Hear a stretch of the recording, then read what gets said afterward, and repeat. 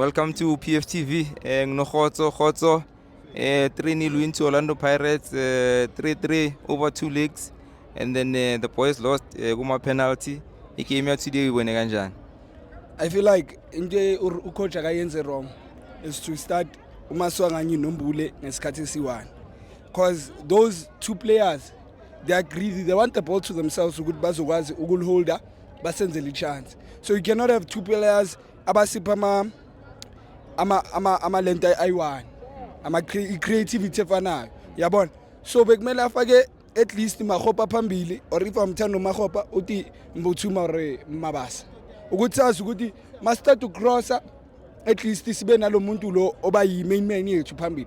Mina I prefer ukuthi ingabe ufaka uMabasa ngoba uMabasa uhlala phambili, wonke amabhola angenayo there is Mabasa there, and then move up ke ngaba no apolice or uMbule, depends ukuthi badlale iphi formation ngalelo la. So ube wrong kuleyo nto leyo, but despite overall nje badlale kahle bona. We got our 3 goals lebe sifuna. Unfortunately, yeah, fate was not with us today. We ended up losing to that team. I don't even understand how they lost 3-0 to that team, Le Congo. I don't understand. Obstacles, and you saw the boys didn't have breakfast, decisions went against us. And then ureferee namhlanje umbone kanjani ureferee namhlanje? Asibekashilo naleyo bhuti ke ngalidlala vele ibhola. So ureferee makathi ibhola lizoya le noba kuthiwa ulwa kanjani, and leyo uyabonisa ukuthi experience ayikabi khona kula Majidwe Pirates, because the moment uref makathi it's against us i challenge, don't fight vele nje uthi okay ref nidlaleni ibhola isikhathi singa waste, because the moment you waste time kula vele ibingathi niyawina. Mawulwa it's not like uref uzothi VAR ibhola selangani, you understand. So mele basifundisa ukuthi ibhola mali ngakhe bona, and bona they are trailing. They were trailing nge-3 goals eningi. You see, if we were not to get those 3 goals, besopeka vele wonke lama fault. We know that we won the game and esadliwa kuma penalty, but they have to check nabo lama fault ababayenze today. Abo Muremi, why fight? Why fight? Ngoba ngabe vele ya relax nje. If ba waste isikhathi, itu ref akhulume nabo, aphiye lo khathi ishaye, ba 1 man down, sesina 10 in grounding. Bona banangaki 9 sesiyowina igame, than ukuthi manje solwa nomuntu. It doesn't make sense. Nonyakuza Pakania, your man of the match?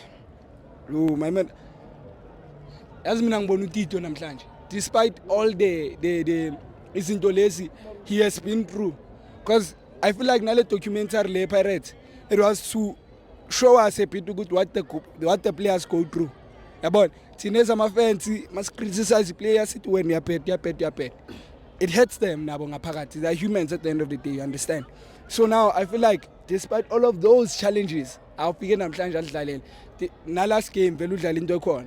So I feel like uTito namhlanje nje he showed us ukuthi he can be that guy. We forgot. Thing is, as fans we forgot ukuthi who Tito is.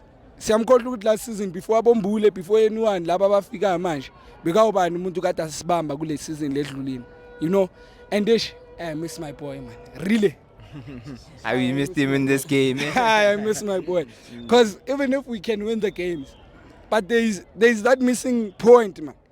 Leakile ukuthi umuntu ozoshaya ikili, entertain the crowd, yeah, like entertain the crowd, and nathi sibe nalomdla ukuthi sesicula phezulu ukuthi nabo babe nale motivation ukuthi let's go score.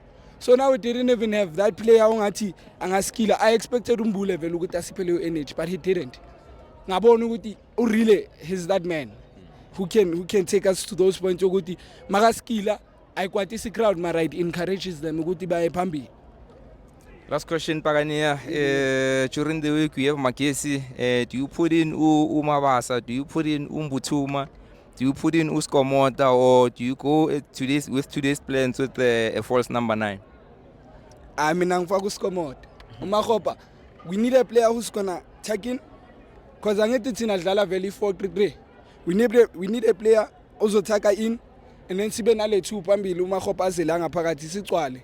Yabona, the moment we sicwalisa 6 kula swina khona ama game, and mina ngaprefera nokuthi vele ba yini le gama leli engilifunayo, umuntu ainvert ngaphakathi. Yabona uMbukazi babomdlalisa ukuthi a-invert ngaphakathi sigcwalise i-6 sazi ukuthi wonke amabhola emasayidini than us now all the time siya phambili ibhola balithatha if ubhekele igame yanamhlanje wonke amabhola besingayise esayidini kakhulu beswafaka ngaphakathi maswafaka ngaphakathi ayahamba maswafaka ngaphakathi ayahamba and all of our goals mawuthi uyabheka swathola ngeside angene phakathi bakona so sangadlala leyo formation leyo ukuthi sigcwalise i-6 wonke amabhola yangaphandle emasayidini we can win every game singathatha na wonke ama-trophy this season phela manje sedlulwe i-CAF sibaningi besithi siyothola i-star sabisu manje asisasitholanga there is no excuse I'm not even feeling bad for them. There is no excuse. Mele sithathe